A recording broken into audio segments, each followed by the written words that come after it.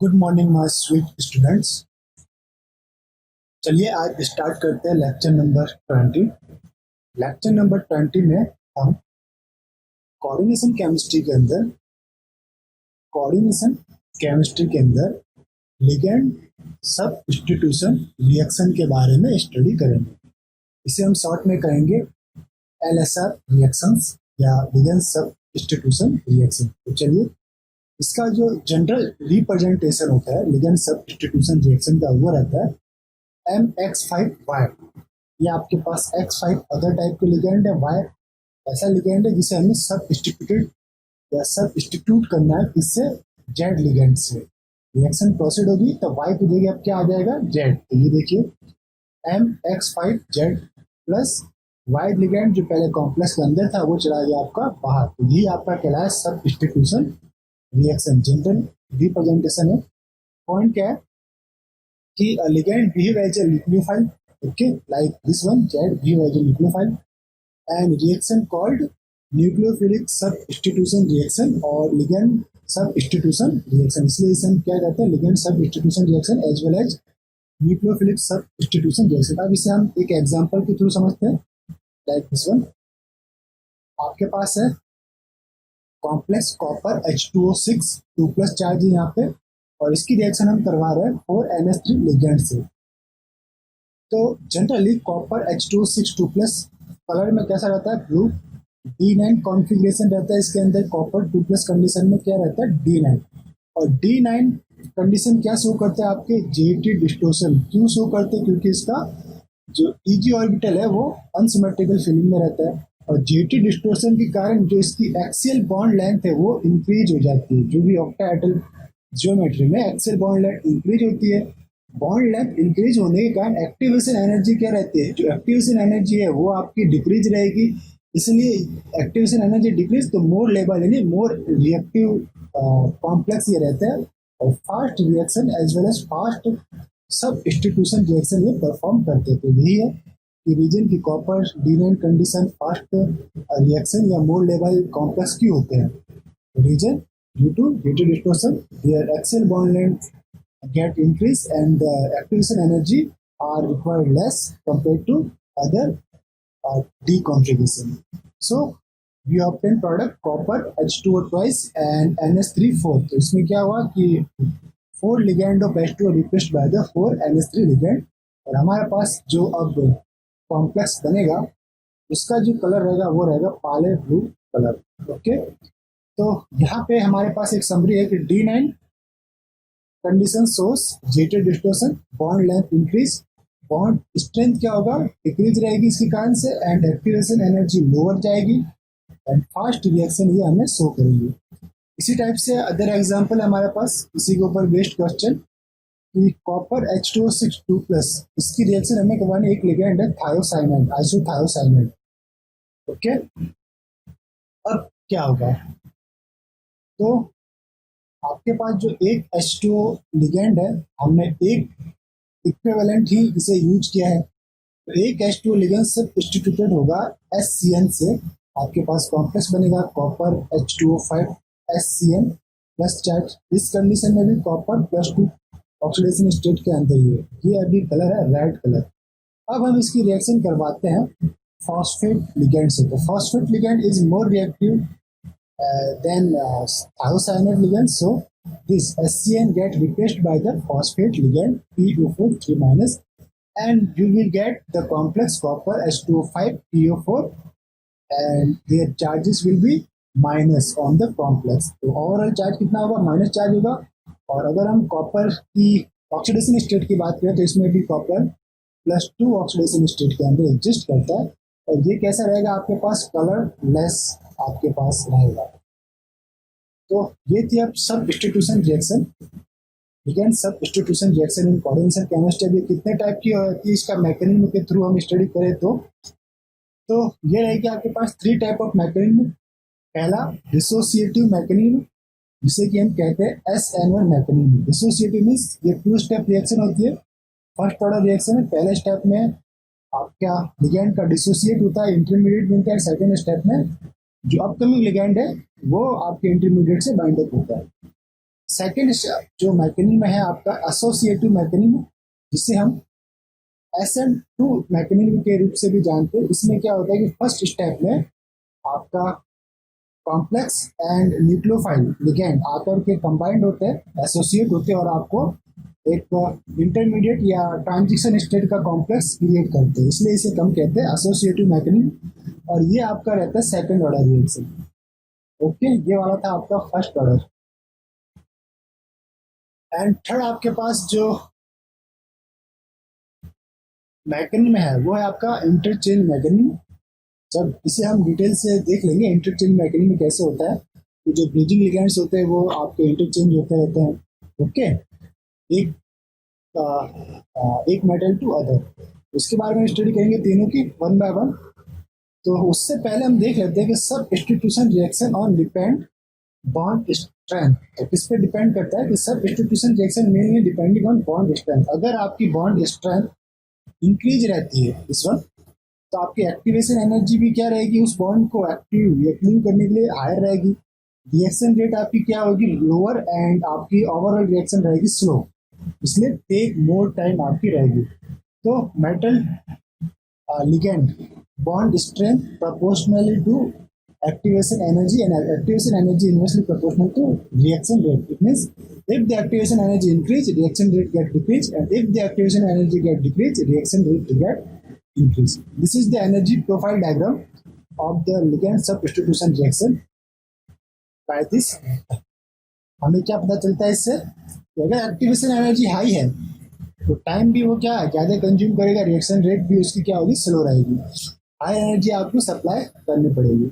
तो ये आपको एक कंसेप्ट या ट्रिक याद रखनी है, जैसा कि हम कार्बोनिल के लिए याद रखते आए हैं इसको। देखिए इसमें क्या करना है आपको, बॉक्स न्यूएस upon B B B according to this, जो आपका यहाँ पे आप एनर्जी भी ले लीजिए, एक्टिवेशन एनर्जी ऊपर आप इसे रिप्रेजेंट कर सकते हैं।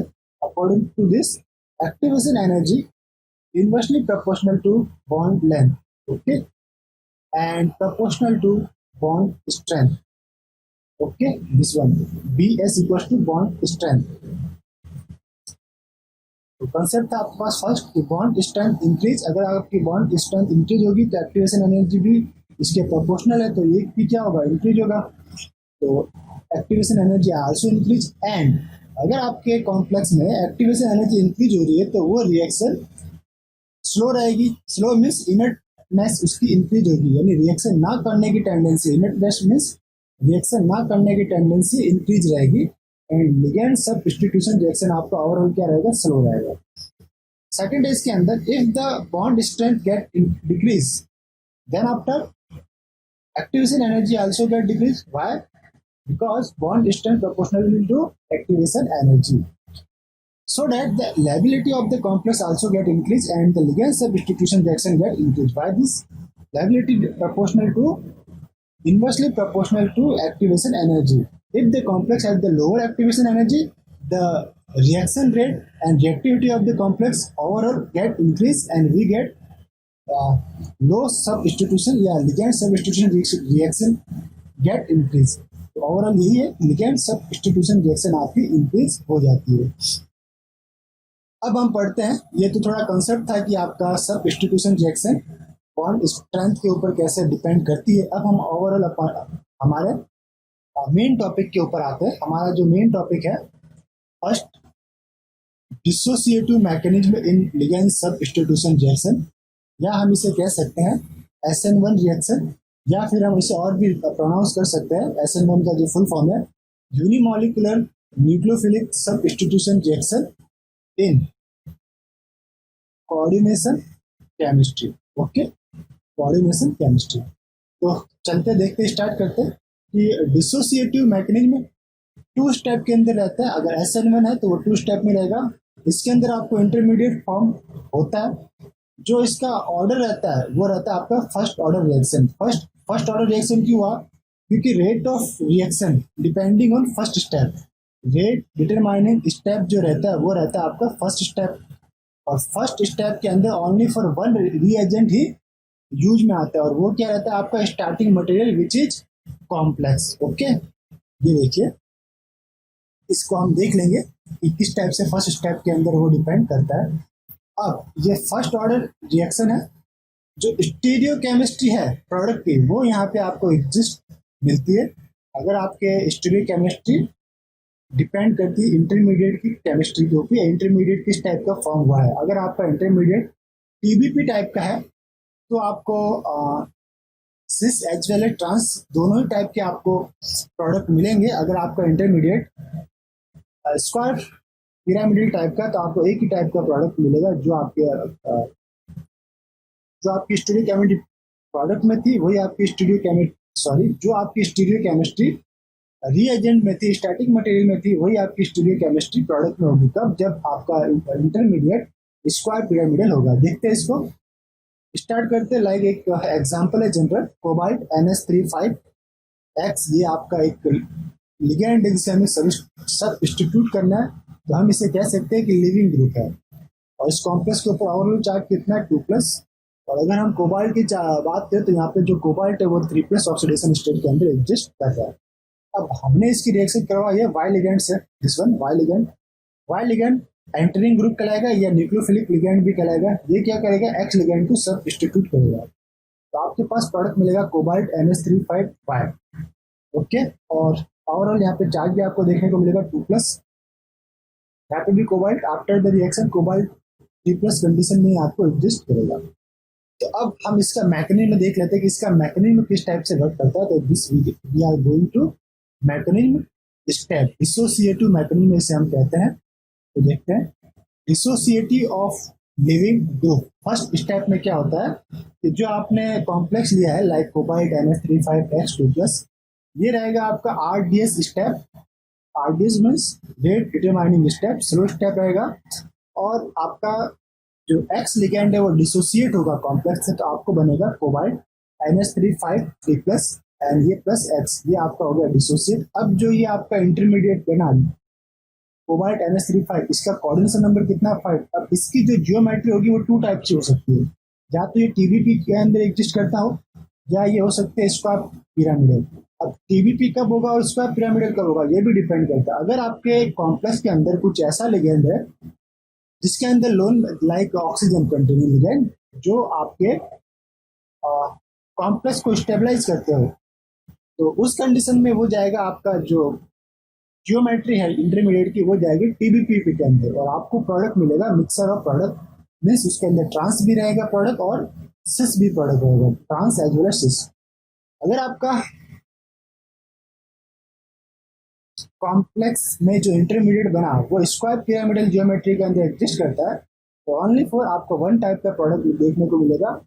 वो प्रोडक्ट इस पर डिपेंड करता है geometry of static material like complex के ऊपर। अगर कॉम्प्लेक्स आपका सिस था तो प्रोडक्ट भी सिस बनेगा, कॉम्प्लेक्स अगर ट्रांस है तो प्रोडक्ट भी ट्रांस बनेगा। देख लेते हैं इसको step number second. Step second में क्या होगा? Entering group of Y ligand. Okay, second step में ये जो आपका वाई लिगेंड था वो एंटर करेगा। कोऑर्डिनेशन नंबर जो अभी 5 थी वो किसमें चेंज हो जाएगी? कोऑर्डिनेशन नंबर 6 के अंदर। जियोमेट्री भी इसकी चेंज होगी, तो ये बन गया आपके पास। ये स्टेप कैसे रहेगा? Fast. Second step SN1 reaction का कैसे रहता है? फास्ट। तो आपके पास बन गया कोबाल्ट NH35Y 2+। ओके, और यहाँ पे भी आपका जो कोबाल्ट है वो ओवरऑल 3+ ऑक्सीडेशन स्टेट के अंदर रहता है। तो हमने क्या देखा यहाँ पे कि rate of reaction proportional to starting material. Starting material क्या था? कोबाल्ट NH35X 2+, और कॉन्सेंट्रेशन ऑफ रिएक्टेंट, इसलिए इसे हम कहते हैं फर्स्ट ऑर्डर रिएक्शन। अब स्टार्टिंग मटेरियल पे ही क्यों डिपेंड किया? तो रेट ऑफ रिएक्शन किसके ऊपर डिपेंड करता है? स्लो स्टेप पे। और स्लो स्टेप कौन सा है इसका? फर्स्ट स्टेप स्लो है, और फर्स्ट स्टेप के टाइम रिएक्टेंट कौन है? Cobalt NH35X 2+। ओके, तो रेट क्या हो गया? रेट इक्वल्स टू K, ये रेट कांस्टेंट हो गया, and concentration of cobalt NH35X 2+। इसे हाईलाइट कर देते। अब चलिए नेक्स्ट जो हमारे पास था कि पॉइंट है इसके अंदर SN1 में स्टीरियो केमिस्ट्री ऑफ प्रोडक्ट क्या रहेगी? तो stereo chemistry of dissociative mechanism. तो इसके अंदर कुछ कंसेप्ट देख लेते हैं one by one. Concept first, in intermediate pi donor ligand present है। पाई डोनर लिगेंड कैसे होंगे?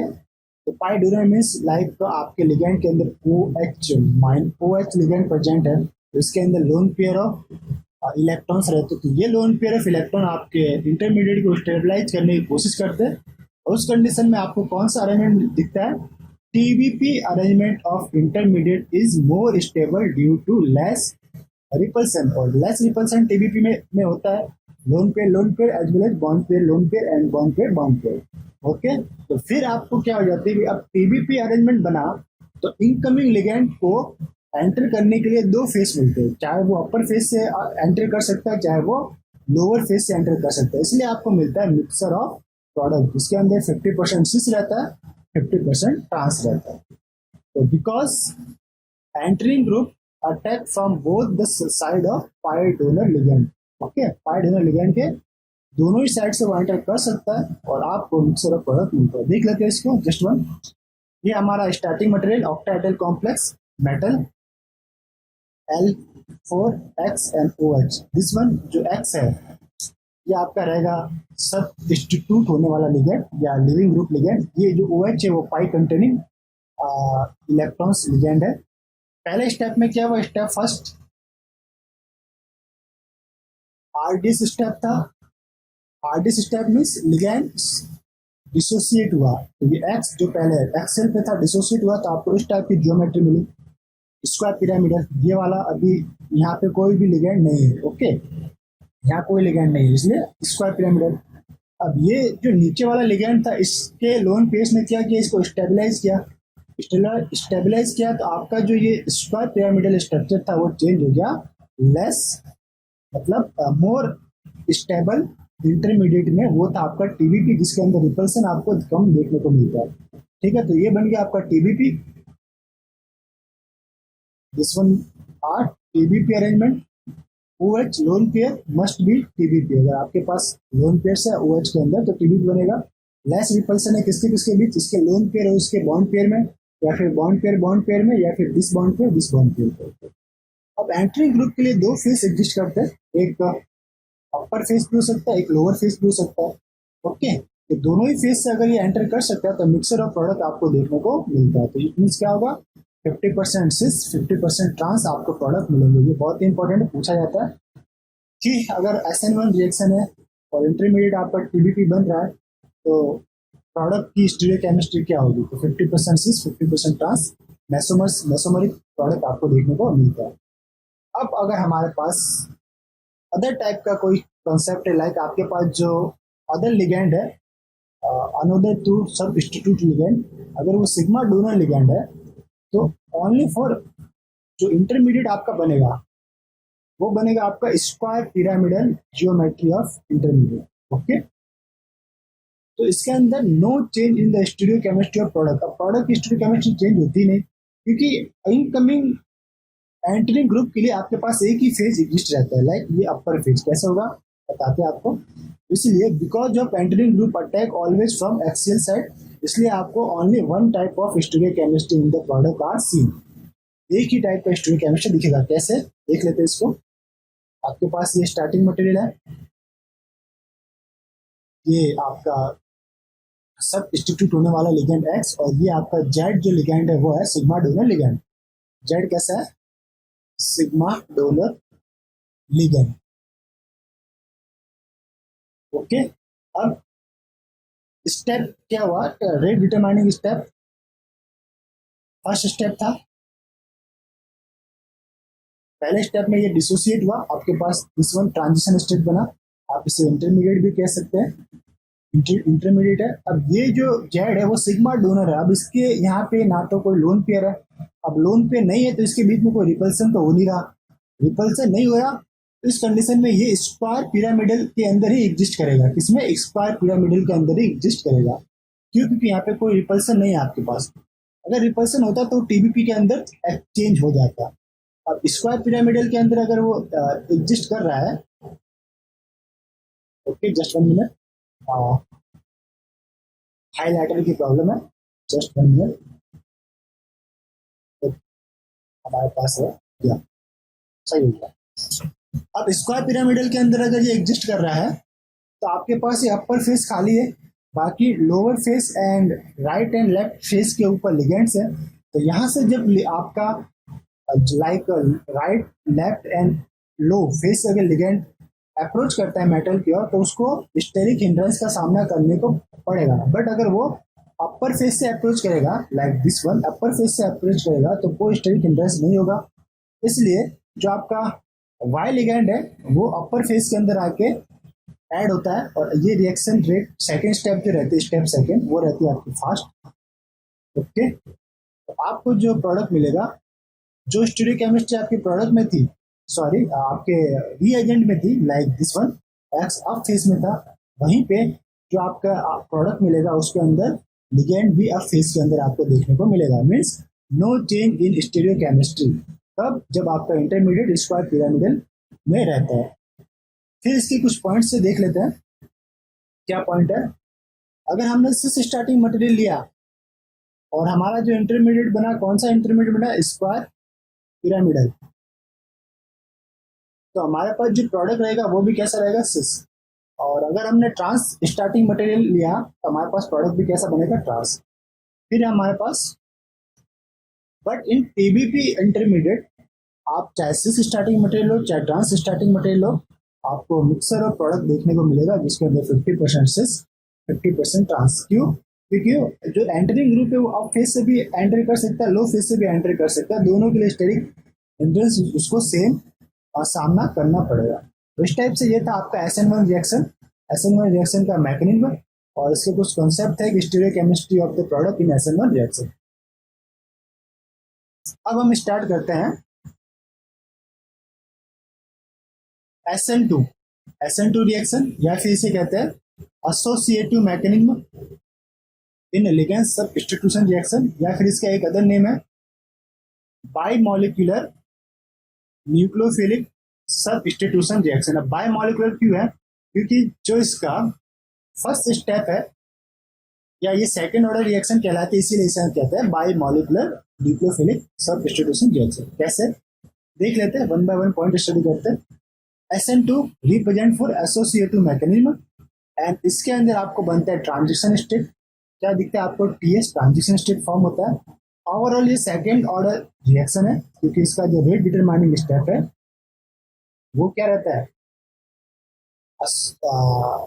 रेट डिटरमाइनिंग स्टेप आपका रहता है सेकंड स्टेप रहेगा, बट रिएक्शन ऑर्डर जो है वो रहेगी सेकंड ऑर्डर। ओवरऑल जो रिएक्शन है वो कैसा रहेगा आपका, वन स्टेप, क्योंकि इसके अंदर कोई इंटरमीडिएट फॉर्म नहीं होता, ट्रांजिशन स्टेट ही फॉर्म होता है।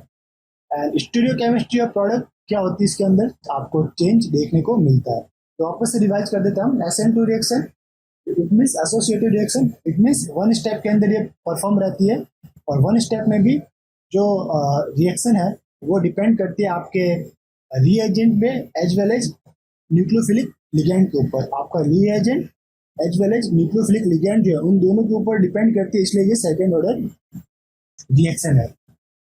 अब इसके अंदर बनता है आपका transition step, overall reaction one step रहती है and stereochemistry never be change, stereochemistry sorry change, stereochemistry of product change होती है इसके अंदर। अब हम पढ़ते हैं इसका mechanism. Step first, association of entering group. आपके स्टेप फर्स्ट में क्या होगा, लाइक आपके पास स्टार्टिंग मटेरियल है, कोऑर्डिनेशन नंबर अभी कितना है इसका, 6। ओके, कोऑर्डिनेशन नंबर है आपका 6, ये आपका न्यूक्लियोफिलिक लिगेंड है Z-, आपका रिएक्शन परफॉर्म है।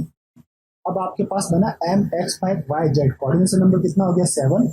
ये आपका बना, सपोज कीजिए जो ट्रांजिशन स्टेट था, जो ट्रांजिशन स्टेट के अंदर जो इंटरमीडिएट हो सकते हैं वो 2 टाइप की इंटरमीडिएट आपकी हो सकती है। पहला PBP इंटरमीडिएट, पेंटागोनल बाइपिरामिडल, या सेकंड ऑक्टाहेड्रल वेज, या हम इसे कह सकते हैं ऑक्टाहेड्रल मोनोकैप, ऑक्टाहेड्रल मोनोकैप अरेंजमेंट या ऑक्टाहेड्रल वेज, और इससे पहले था पेंटागोनल बाइपिरामिडल।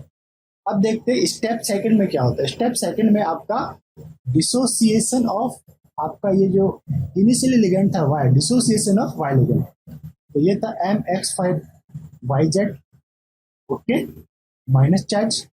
फास्ट स्टेप ये बन गया आपका MX5Z प्लस Y माइनस, यानी कि Y जो था वो अब आपका एलिमिनेट हो गया और आपका कोऑर्डिनेशन नंबर कितना हो गया, 6।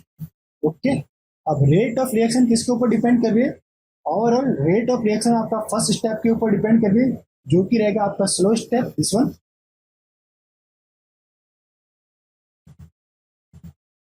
ओके, एसोसिएशन स्लो स्टेप में होगा, तो rate of reaction concentration of MX5Y reactant and nucleophilic ligand, ये क्या था आपका न्यूक्लियोफिलिक लिगेंड। न्यूक्लियोफिलिक लिगेंड के ऊपर ये डिपेंड करता है rate proportional to MX5Y and Z rate equal to concentration of MX5Y into concentration of Z, rate equal to proportional का साइन हटाएंगे तो आपके पास क्या आएगा rate constant K into concentration of MX5Y into concentration of Z, तो ये इसका 1 इसका 1, तो ये कितना हो गया 1 + 1 सेकेंड ऑर्डर रिएक्शन। तो ओवरऑल आपका जो SN2 रिएक्शन है वो रहता है आपका सेकेंड ऑर्डर रिएक्शन, यानी कि bye molecular nucleophilic substitution reaction कहलाता है ये। और इसके में ओवरऑल जो है वो ओवरऑल वन स्टेप के अंदर ही पूरा हो जाता है, यानी कि इसके अंदर क्या बनता है ट्रांजिशन स्टेट। ट्रांजिशन स्टेट को हमने 2 पार्ट में डिवाइड करा, पहला उसका एसोसिएशन, सेकंड डिसोसिएशन। ओके, और इसका जो ऑर्डर रहता है सेकंड ऑर्डर। अब है हमारे पास कि ligand substitution reaction in octahedral and square planar complex, इससे देख लेते हैं। Ligand substitution reaction in octahedral and square planar complex. Start करते हैं, कौन ज्यादा मोर रिएक्टिव होगा। ऑक्टाहेड्रल कॉम्प्लेक्स है आपके पास, वो क्या परफॉर्म करेगा SN1 रिएक्शन परफॉर्म करेगा। वाई, क्योंकि वो पहले से ही कोऑर्डिनेशन नंबर 6 में है, तो कोऑर्डिनेशन नंबर इंक्रीज करने क्यों नहीं जाएगा, कोऑर्डिनेशन नंबर वो डिक्रीज करेगा। तो डिक्रीज करने के लिए क्या होगा, एक लिगेंड को वो एलिमिनेट करेगा, बाहर निकालेगा। ओके, तो फर्स्ट स्टेप रहेगा रिमूवल ऑफ लिगेंड, तो ये कहलाएगा आपका SN1 reaction. Go through dissociative mechanism, पहले डिसोसिएट करेगा, और ये रहेगा आपका SN1 रिएक्शन, ये देने की कोशिश करते हैं। बट स्क्वायर प्लानर कॉम्प्लेक्स में कोऑर्डिनेशन नंबर क्या रहता है 4 रहता है, तो ये क्या सोचता है कोऑर्डिनेशन नंबर 5 में जाने के लिए, पहले किस में जाएगा कोऑर्डिनेशन नंबर 5 में। तो 5 में जाने के लिए इसको क्या करना पड़ेगा, पहले एसोसिएशन करना पड़ेगा, और जब एसोसिएट करेगा तो वो रिएक्शन होगी SN2। Okay, bimolecular nucleophilic substitution reaction. तो all square planar complex go through associative mechanism, like कौन कौन से कॉम्प्लेक्स है, लाइक NiCN4 2- चार्ज, इसकी रिएक्शन हमने करवाई कार्बन 13 लिगेंड से। तो कार्बन 13 लिगेंड से रिएक्शन करवाने पर आपको क्या मिलेगा, निकल CN carbon CN3 and carbon CN, जिसके अंदर कार्बन जो था वो कैसा था 13, तो कार्बन 13N, ये हो गया आपका। ओके, जो साइनाइड है उसके अंदर जो कार्बन है वो लेबल्ड कार्बन है, कार्बन 13, ये आपका प्रोडक्ट मिलेगा, जो कि कौन से मैकेनिज्म के थ्रू हुआ है SN2, पहले इसमें एसोसिएशन हुआ कार्बन 13 का इस कोऑर्डिनेशन नंबर 4 वाले कॉम्प्लेक्स के साथ, तो कोऑर्डिनेशन नंबर 5 का कॉम्प्लेक्स मिलेगा। क्या हुआ था, coordination number 4 change to coordination number 5 and this one. फिर आपके लास्ट स्टेप में लिगेंड जो कार्बन नॉर्मल CN था वो डिसोसिएट हो जाएगा और आपको मिल जाएगा कोऑर्डिनेशन नंबर 4, जो कि रहेगा आपका ये प्रोडक्ट NiCN3CN, जिसके अंदर जो कार्बन है labelled with carbon 13 carbon and 2- charge. Okay, अब आपके पास जो टॉपिक है वो है लेबाइल कॉम्प्लेक्स।